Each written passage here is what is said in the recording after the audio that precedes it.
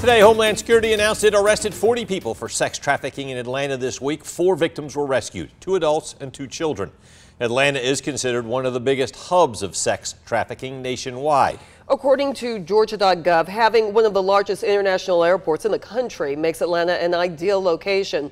In 2017, Senate Bill 104 was passed requiring all government buildings and websites to post the human trafficking hotline notice with the phone number to the National Human Trafficking Resource Center and Georgia Cares. Central Georgia is just a short trip down I-75 from Atlanta, and both a Mercer Group and local law enforcement are trying to jam up the sex trafficking industry here. Avery Braxton joins us in the newsroom to tell us how it's being prevented before it even starts. Frank, Lori, sex trafficking may be a hub in Atlanta, but the problem still persists here, and Traffic Jam hopes that personal connections can help teens protect themselves. 2 days before Super Bowl Sunday, the Department of Homeland Security announced 40 arrests of sex traffickers in Atlanta.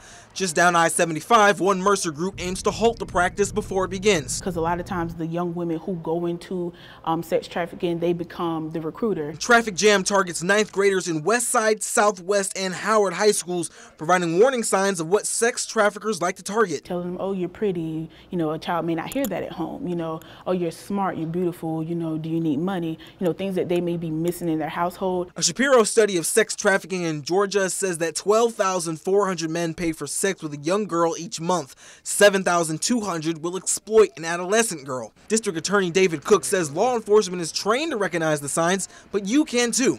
People should never ignore that uh-oh feeling, or that feeling that something just doesn't feel right about a situation. Whether you're driving along the streets of Macon